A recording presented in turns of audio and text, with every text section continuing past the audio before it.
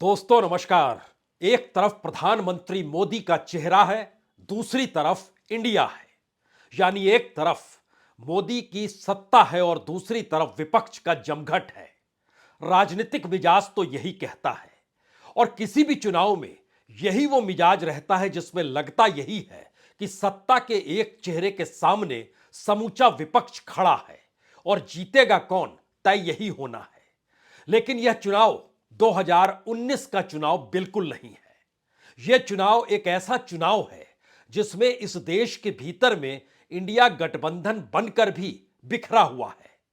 यह चुनाव एक ऐसा चुनाव है जिसमें बीजेपी या कहें प्रधानमंत्री मोदी का चेहरा मायने नहीं रखता है और सत्ता के अपने गठबंधन, उनके अपने उम्मीदवार वही बहुत मायने रखते हैं। और दूसरी तरफ इंडिया जो तमाम छत्रपों को साथ लेकर चला, अगर आप उंगलियों पर गिनना शुरू करेंगे तो एक झटके में आपको लगेगा कि यह सिर्फ बिहार, महाराष्ट्र, तमिलनाडु और दिल्ली यही तो है। बाकी तमाम जगहों पर तो यह बिखर गया है। पंजाब में पहले ही बिखर चुका है। पश्चिम बंगाल में आज झटका ममता बनर्जी ने दे दिया, तो इंडिया कहां पर है? और इसी तर्ज पर दूसरी तरफ आप देखेंगे तो आपके जहन में एक सवाल और उठेगा। कल तक जिक्र तो बीजेपी का था, उसमें एक कदम आगे बढ़े तो जिक्र प्रधानमंत्री नरेंद्र मोदी के चेहरे का होने लगा। लेकिन एक कतार को अगर आप समझें तो राज्य दर राज्य बीजेपी को जरूरत वहां के छोटे बड़े राजनीतिक दलों की पड़ी और कुछ इस तरीके से पड़ गई कि उन्हें हर किसी का दरवाजा जो बंद कर दिया था, सारे दरवाजे खुलते चले गए। वो चाहे चंद्रबाबू नायडू का दरवाजा हो, चाहे नवीन पटनायक के साथ पुरानी खटपट को दोबारा पटरी पर लाने की कोशिश हो, वो चाहे नीतीश कुमार को लेकर साथ ले आने की परिस्थितियां बनाई गई हो या फिर जयंत चौधरी को अपने पाले में घसीटने की स्थितियां ले आई गई हो। राजनीतिक तौर पर कमोवेश हर राज्य में बीजेपी नहीं है, नरेंद्र मोदी का चेहरा भी नहीं है और वहां पर एक ऐसा जमघट है जो इंडिया से बड़ा हो चला है। और इंडिया के भीतर की शून्यता यह लगातार इस दौर में बड़ी होती चली जा रही है कि देखिए यह सिमटते चले गए। लेकिन हमने आपसे पहले ही कहा, यह चुनाव दरअसल 2019 का चुनाव नहीं है। यह चुनाव 2024 का एक ऐसा चुनाव है जिसके भीतर कुछ ऐसे मुद्दे लगातार ग्रामीण इलाकों से उठने लगे हैं, ग्रामीण जनता को प्रभावित करने लगे हैं, जो इस देश की नब्ज हुआ करते थे। और उसी नब्ज पर सीधा हमला किसी दूसरे ने नहीं बल्कि इस दौर की उस अर्थव्यवस्था ने किया जिस इकोनॉमी के आश्रय दुनिया में तीसरे नंबर की इकोनॉमी को बताने के लिए और बनाने की दिशा में प्रधानमंत्री मोदी लगातार जिक्र कर रहे हैं। इस देश के भीतर में जय जवान जय किसान का नारा 1965 में दिया गया था जब लाल बहादुर शास्त्री थे। तब संकट में देश था, जिक्र इस बात का था कि इस देश को स्वावलंबी होना होगा, तो जवानों के साथ साथ किसानों का भी जिक्र था। और इसकी नई परिभाषा इस दौर में राहुल गांधी अपने बूते, अपनी न्याय यात्रा के जरिए यह कहकर अब गढ़ने लगे हैं कि किसानी में कोई लाभ होता नहीं तो बेटा सेना में चला जाए। यही सोच भारत की सोच रही, ग्रामीण भारत के भीतर यही सोच बड़ी होती चली गई। लेकिन एक झटके में अग्निवीर के जरिए सेना में जाने वाले किसान के बेटों का रास्ता भी बंद कर दिया गया। तो क्या पहली बार जिन मुद्दों के आश्रय इस दौर में राहुल गांधी निकले हैं वह इंडिया से आगे का रास्ता है, या इस देश में जिस कॉरपोरेट इकोनॉमी के जरिए चकाचौंध का जिक्र प्रधानमंत्री मोदी कर रहे हैं यह परिस्थिति उसके आगे की है? क्योंकि तीन ही मंत्र हैं। एक मंत्र सीधे सीधे किसानों से है, दूसरा मंत्र उन किसानों के बच्चों से है जो सेना के साथ जुड़ते हैं। यानी राष्ट्रवाद की एक नई परिभाषा। यह पुलवामा की परिस्थिति नहीं है, यह इस देश के भीतर की उस अर्थव्यवस्था की त्रासदी है या सच है जिसके साथ आत्मसात 2024 के चुनाव को होना है या नहीं होना है, यह इस पर जाकर टिक गया है। हालांकि अभी भी इंडिया के भीतर अपने तौर पर इस बात को लेकर एक छटपटाहट है कि इंडिया किस तरीके से सामना कर पाएगा मोदी सरकार का। लेकिन अंदरूनी तौर पर जनता के भीतर तीन सवाल जो लगातार रेंग रहे थे उसको बिल्कुल नए तरीके से परिभाषित अगर इस न्याय यात्रा के दौर में किया जा रहा है तो उसके साथ इस देश के वोटरों की तादाद, इस देश के 543 लोकसभा सीटों में से कितनी सीटें उसके दायरे में आती हैं, इन परिस्थितियों को भी समझना होगा। क्योंकि अगर आप इन परिस्थिति को देखेंगे कि अल्पसंख्यक समुदाय के दायरे में कितनी सीट आती थी, उसमें पिछली बार बीजेपी कितने पर जीत गई, आदिवासी बहुल इलाके में कितनी सीटों पर जीत मिली, दलित प्रभावित सीटों पर कितनी सीटों पर बीजेपी जीत गई, तब तो 2024 के परिणाम आपके सामने हैं। लेकिन जैसे ही आप इस देश की अर्थव्यवस्था की नब्ज को पकड़ेंगे और जिक्र किसानों का होगा, जिक्र इस देश के भीतर उन युवाओं का होगा जो बेरोजगार हैं और अग्निवीर के माध्यम से सेना में शामिल होने वाले गांव दर गांव उन युवकों का होगा जो पूरी ट्रेनिंग ही दौड़ते हुए खेती के दौर में लगातार गांव दर गांव नजर आते हैं, वो चाहे हरियाणा हो, चाहे पंजाब हो, चाहे उत्तर प्रदेश का इलाका हो, चाहे राजस्थान का इलाका हो, चाहे बिहार का इलाका हो या पूर्वी उत्तर प्रदेश का इलाका हो। सेना में शामिल होने वालों की यह कतार तेलंगाना और तमिलनाडु तक है। तो क्या इस नब्ज को पहली बार पकड़ा गया है, वह भी खुले तौर पर? राहुल गांधी जिस अंदाज में अपनी बात को बता रहे हैं, हमें लगता है उसका एक छोटा सा हिस्सा जरूर सुनना चाहिए। अब ये इनको लगता था और शायद लगता है कि हिंदुस्तान में खेती में फ्यूचर नहीं है। सही?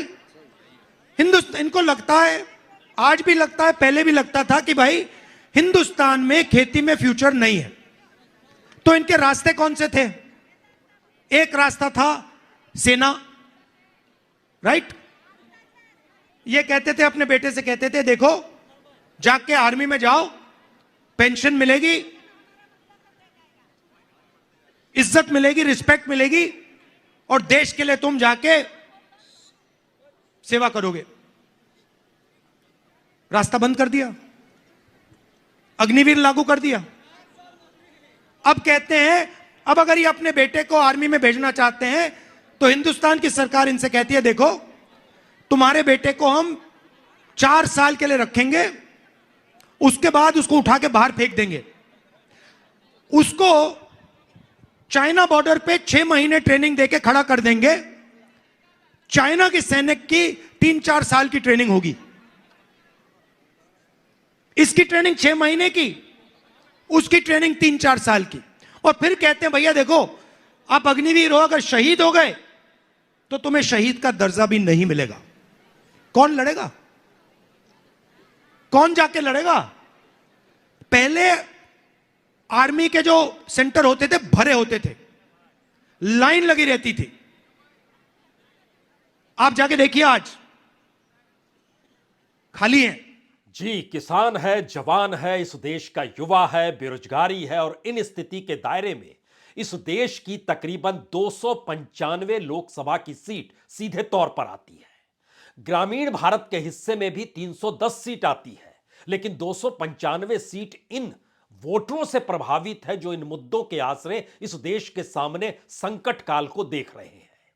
तो सवाल यह नहीं है कि 2019 में वो मध्य प्रदेश हो, राजस्थान हो, छत्तीसगढ़ हो, गुजरात हो, तेलंगाना हो, कर्नाटक हो, हिमाचल प्रदेश हो, उत्तराखंड हो, उड़ीसा हो, हरियाणा हो, यानी यहां की तकरीबन 175 सीटों में से लगभग 98% सीट तो बीजेपी जीत गई और उंगलियों पर गिने वाली जीत कांग्रेस के हाथ में लगी। तो क्या वह परिस्थिति एक बार फिर सामने खड़ी है या फिर इसके उलट पंजाब के भीतर की हकीकत में आम आदमी पार्टी और कांग्रेस आमने सामने है जो इंडिया गठबंधन में साथ है? लेकिन क्या पंजाब के भीतर की अर्थव्यवस्था और उसकी त्रासदी क्या इस आसरे देख रही है कि आम आदमी पार्टी और कांग्रेस टकराएगी तो लाभ किसे होगा, या अंदरूनी तौर पर किसी ने किसी दूसरे के साथ कहीं समझौता तो नहीं कर लिया, या यही परिस्थिति बंगाल के भीतर कहीं आप झांक कर तो नहीं देख रहे हैं? क्योंकि बंगाल में आज जब 42 सीटों का ऐलान ममता बनर्जी कर रही थी तो उन्होंने एक भव्य रैली की जो पूरा ब्रिगेड ग्राउंड है उसके भीतर बकायदा रैंप की तरह खुद को चलने की स्थिति में लेकर आई और उसके बाद अपने 42 कैंडिडेट्स यानी जितनी सीटें हैं उन तमाम जगहों से अपने उम्मीदवारों का ऐलान कर दिया, लेकिन उनको अपने भाषण में यह कहना पड़ा कि सीएए एनआरसी नहीं लाएंगे और नहीं लाने देंगे। सीधे तौर पर यह अल्पसंख्यक समुदाय और वह भी मुस्लिमों को प्रभावित करता है। और बंगाल के भीतर का सच क्या है, यह तो एक सीट से आप समझ जाइए, जब अधीर रंजन चौधरी के खिलाफ यूसुफ पठान का नाम ममता बनर्जी ने यह कहकर लिया कि वो मैदान में उतरेंगे। अब आप कल्पना कीजिए, जिस जगह से अधीर रंजन चौधरी चुनाव जीतते हैं वह बहरामपुर की जगह है और वहां पर 60% से ज्यादा मुस्लिम वोटर्स हैं। उन मुस्लिम वोटर के सामने यूसुफ पठान का जो क्रिकेटर है उसका नाम लाके रख दिया गया और एक झटके में यह हवा बनने लगी, अब तो अधीर रंजन चौधरी के दिन पूरे हो गए। राजनीतिक परिस्थितियों को अगर समझे तो ममता बनर्जी के बंगाल के भीतर की अर्थव्यवस्था जो है, यानी इकोनॉमी ढांचा जो है, वह भी उस गरीबी को पाट नहीं पाया है जिस गरीबी को पाटने की स्थिति में इस देश की इकोनॉमी को आ जाना चाहिए था। या फिर यह नीति आयोग वाली गरीबी का हम जिक्र नहीं कर रहे हैं जो मल्टी डायमेंशनल पॉवर्टी के आश्रय इस देश में 25 करोड़ लोगों को गरीबी से मुक्त कर चुकी है, वह स्थिति का जिक्र नहीं है। सवाल इस देश के भीतर के उस सोशल इंडेक्स का है जहां की परिस्थिति बहुत साफ तौर पर बतलाती है कि वोटर प्रभावित अभी भी जाति और धर्म के आश्रय होता है और जाति और धर्म के आश्रय में जाति की नब्ज को राहुल गांधी ने ओबीसी और पिछड़ों के आश्रय पकड़ने की कोशिश की, लेकिन इस नब्ज के भीतर की एक नब्ज उन युवा बेरोजगारों को टटोल रही है जो इस देश के भीतर ऐसी मुश्किल हालातों में है। तो क्या उसका रास्ता वहां से निकलेगा या यह एक राजनीतिक टकराव की नई परिस्थिति है? हमने जो आपसे जिक्र किया कि ग्रामीण इलाकों की सीट और जो प्रभावित होने वाला तबका है, जो जवान का है, जो जवान युवा का है, जो सेना में शामिल होने वाले हैं, या किसान और मजदूर का है, उस दायरे के भीतर में अगर आप ध्यान दीजिए तो महाराष्ट्र और बिहार दो ही ऐसे राज्य हैं जहां 1 to 1 मुकाबला होने वाला। इसमें तीसरा राज्य आप सीधे तौर पर दिल्ली को जोड़ सकते हैं, यानी बिहार, महाराष्ट्र, तमिलनाडु। तमिलनाडु का जिक्र हम यहां इसलिए नहीं करना चाहते हैं क्योंकि वहां बीजेपी मजबूत नहीं है, लेकिन वहां गठबंधन हुआ है लेकिन वो मजबूत नहीं है। लेकिन दूसरी तरफ इन 3 राज्यों से हटकर आपको इंडिया गठबंधन 1 to 1 के संघर्ष में नजर किसी चौथी जगह पर आएगा नहीं। और जितनी जगहों पर कांग्रेस को आमने सामने खड़ा होना है वो तकरीबन इस देश की 290 सीटें इस दौर में आकर खड़ी हो चली है। सवाल सबसे बड़ा यह है कि अगर 2019 के चुनाव और 2014 की परिस्थिति को देखेंगे तो एक चेहरा, एक नेता, उसके आश्रय बीजेपी चलती चली गई और उसकी छांव तले वह खत्म होती चली गई। राजनीतिक तौर पर यह चेहरा काम करता तो गठबंधन की जरूरत पड़ती नहीं। और हर राज्य में गठबंधन, इसका मतलब तो बहुत साफ है कि सिर्फ चेहरे के आश्रय चुनाव नहीं जीत सकते हैं। इसका दूसरा मतलब यह भी है कि जो उम्मीदवार, उसकी जो भी पकड़ जहां पर होगी उसको वहां से खड़ा किया जाए और जिसकी जो भी पहचान ग्लैमर की दुनिया में हो या फिर सामान्य तौर पर वह लोकप्रिय हो अपने प्रोफेशन के माध्यम से, उसको इस बाजार में उतार दीजिए, चुनाव के बाजार में। लेकिन हमने क्यों कहा यह 19 का चुनाव नहीं और 14 का चुनाव नहीं? दरअसल यह चुनाव इस देश की इकोनॉमिक जमीन पर लड़ा जा रहा है, क्योंकि ध्यान दीजिए, एक तरफ प्रधानमंत्री मोदी लगातार तीसरी इकोनॉमी दुनिया की हो जाएगी, 2047 में भारत एक विकसित राष्ट्र हो जाएगा, आने वाले वक्त में इस देश को ये मिलेगा, यानी बीते 10 बरस का किस्सा एक रेड कारपेट तले दबा दिया गया।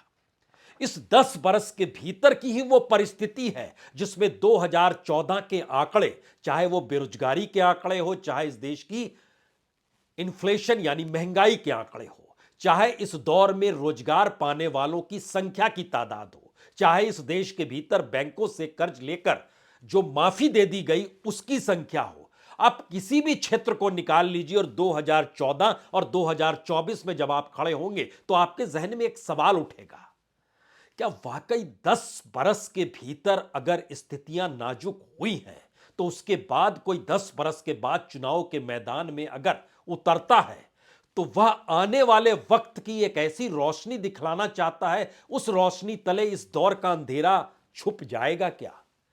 असल सवाल यही है, क्योंकि दूसरी तरफ जिस इकोनॉमी या जिस कॉरपोरेट की नब्ज को राहुल गांधी ने पकड़ा है, उस नब्ज के आसरे वो पहली बार उसी इकोनॉमी पर अटैक कर रहे हैं जिस इकोनॉमी के आसरे अंतर्राष्ट्रीय तौर पर और देश के भीतर बड़े संपत्ति वालों की एक बेहतरीन जिंदगी बनाने की सोच को प्रधानमंत्री मोदी लगातार रख रहे हैं।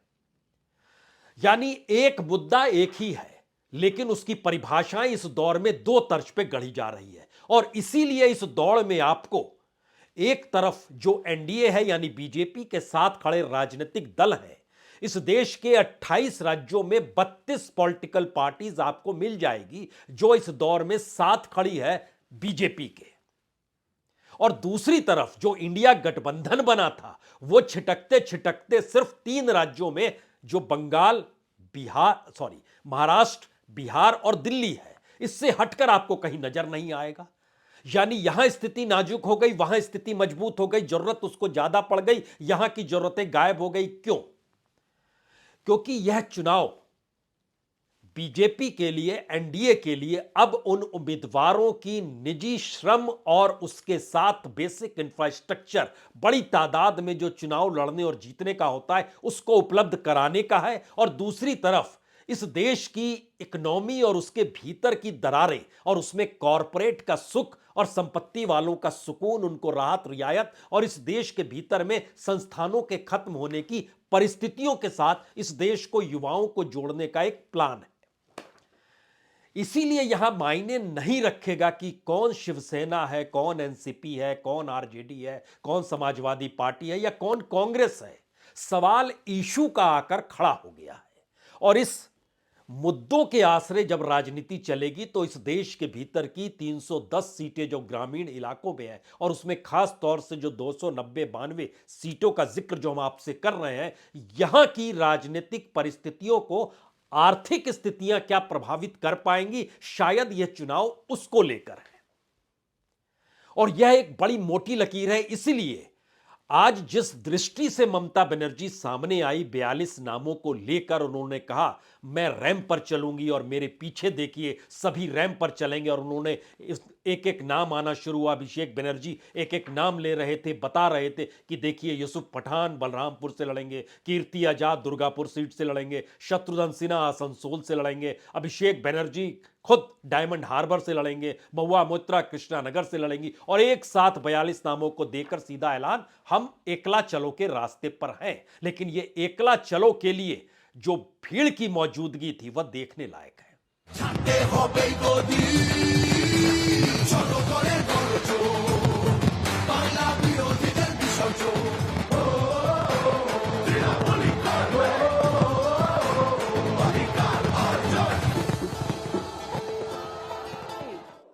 একটা নতুন জিনিস দেখতে পাবেন।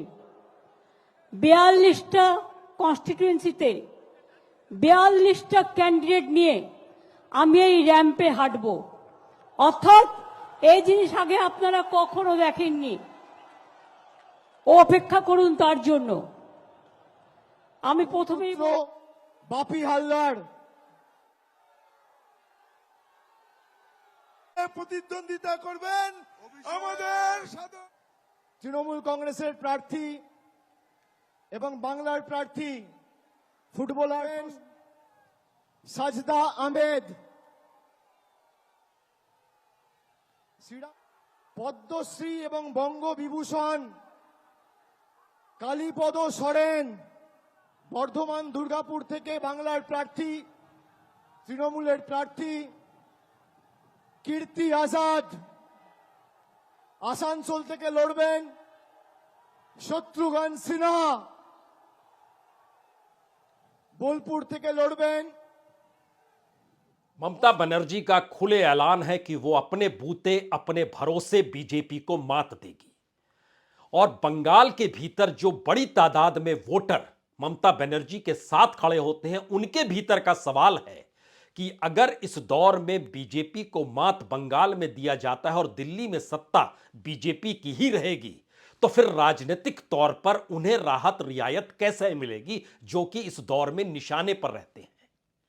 यह सवाल और इसका जवाब शायद मिले या ना मिले, लेकिन 24 का चुनाव इस दिशा में धीरे धीरे इसलिए बढ़ रहा है क्योंकि राजनीतिक तौर पर विपक्ष से ज्यादा बड़ा जमघट सत्ता के साथ खड़ा। और एक एक चीजों को अगर आप परखिए तो जो नया समझौता चंद्रबाबू नायडू और जनसेना पार्टी के साथ हुआ है, और इसके साथ ही जिस तरीके से बीजेडी को साथ में लाने की कोशिश है, अंदरूनी तौर पर तेलंगाना में बीआरएस को भी साथ लाने की कोशिश है, और खुले तौर पर जेडीएस को साथ लाया जा चुका है। यानी दक्षिण भारत के भीतर एंट्री कैसे हो, क्योंकि नॉर्थ इंडिया बहुत ज्यादा प्रभावित होता है उस इकोनॉमी से, उस अर्थव्यवस्था से, जहां उसको महसूस होने लगता है कि दरअसल कॉरपोरेट की इकोनॉमी या पूंजी के साथ खड़ी सत्ता के साथ हम नहीं खड़े हो सकते हैं।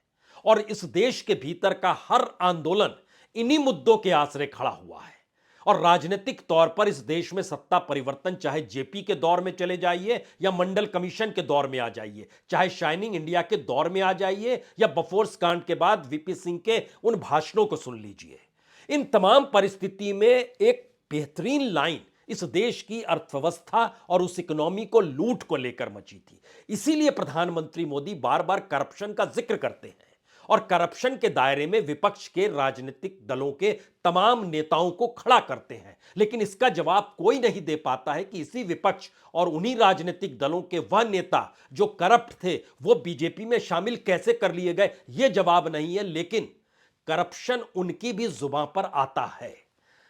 यानी पहला मैसेज सबसे बड़ा यह है कि इकोनॉमी को अब आप इग्नोर नहीं कर सकते हैं। वो चाहे अनचाहे गाहे बगाहे इस देश के भीतर में कॉरपोरेट एक पॉलिटिकल इशू के तौर पर है, और इस देश की राजनीतिक सत्ता की अपनी इकोनॉमी और उसके चलाने के जो तरीके हैं वो कॉरपोरेट की पूंजी के हक में खड़े हैं। और इस देश के उसके ठीक समानांतर जो असमानता का भाव है, या लोगों के सामने जो बेरोजगारी का दर्द है, या युवाओं के भीतर का जो गुस्सा और आक्रोश है, और उसके साथ जुड़ा हुआ जो करप्शन है, वो पेपर लीक से भी आप जोड़ सकते हैं। इन मुद्दों के आसरे पहली बार लोगों के भीतर एक अंडर करंट चल रहा है। ग्रामीण इलाकों का जिक्र हम खास तौर पर इसलिए कर रहे हैं क्योंकि किसानों को लेकर राहत देने का सवाल सरकार की तरफ से किसान सम्मान निधि से आगे बात बढ़ नहीं पाती है। पैसा बैंक में चला जाएगा, इसके आगे बात जाती नहीं है। यानी आपकी निर्भरता सत्ता पे ही रहेगी। इस दौर की नब्ज को इसीलिए कानूनी जामा पहनाने के लिए कांग्रेस या कहें राहुल गांधी ने कह दिया कि हम एमएसपी लीगल टर्म में दे रहे हैं, कि उसको कानून ही बना देंगे। रोजगार का सवाल आया तो उसमें उन्होंने बहुत साफ तौर पर कह दिया उसको भी लीगल वे में आपको वहां पर भी जॉब मिलेगी। यह भारत की राजनीति में पहली बार हो रहा है, यह दूसरे किसी चुनाव में होता नहीं था। इसीलिए जिन राज्यों का हम आपसे जिक्र कर रहे थे कि किस स्थिति में इस देश के भीतर में, अगर आप देखेंगे कि इंडिया आपस में टकरा रहा है, बंगाल पंजाब में इंडिया एक साथ खड़ा है, महाराष्ट्र और बिहार में, और बाकी जगहों पर स्थिति बड़ी नाजुक है। इन तमाम परिस्थिति के भीतर का एक सच यह भी है कि इस देश के भीतर का जो पूरा वोटर है, अगर उसको आप पिछड़े तबके के हिसाब से देख रहे हैं, जिसका जिक्र राहुल गांधी न्याय यात्रा के दौर में लगातार कर रहे हैं, या मंडल के बाद इस देश के भीतर होता रहा, तो वह 50% के इर्द गिर्द था। उसके साथ दलितों की एंट्री नहीं हो पा रही थी, आदिवासियों की एंट्री नहीं हो पा रही थी, माइनॉरिटीज की एंट्री नहीं हो पा रही थी, आर्थिक तौर पर पिछड़े स्वर्ण तबके के लोगों की भी उसमें एंट्री नहीं हो पा रही थी। तो मैसेज बहुत साफ है। एक तरफ प्रधानमंत्री मोदी की चकाचौंध की राजनीति है, दूसरी तरफ राहुल गांधी इस देश की बदहाल परिस्थितियों का जिक्र कर रहे हैं। और इस देश के भीतर में अगर 80 करोड़ लोग 5 किलो अनाज पर टिके हैं, गरीबी और मुफलिसी इस देश का हिस्सा बनी हुई है, और इस देश के भीतर में लाखों गांव इस स्थिति में है जहां पर खुद प्रधानमंत्री को 125 डिस्ट्रिक्ट को एस्पिरेशनल डिस्ट्रिक्ट के तौर पर खड़ा करना पड़ा, और वो 125 एस्पिरेशनल डिस्ट्रिक्ट नेहरू के दौर से चले आ रहे हैं। तो इसका एक मैसेज बहुत साफ है कि इस देश के भीतर में लोगों के जहन में राजनीतिक तौर पर इकोनॉमी या अर्थव्यवस्था मुद्दा ना बने, उनका अपना रोजगार मुद्दा ना बने, इसके लिए सारे प्रयास अभी तक होते रहे। और इसीलिए ये 2014 या 2019 का चुनाव नहीं, ये 2024 का चुनाव है। पेटी बांध लीजिए। राजनीतिक तौर पर 2024 का चुनाव इस देश में आने वाले वक्त की राजनीति नहीं बल्कि इस समाज को मथने के लिए तैयार हो रहा है। सिर्फ पैनी नजर चाहिए। बहुत बहुत शुक्रिया, बहुत बहुत शुक्रिया।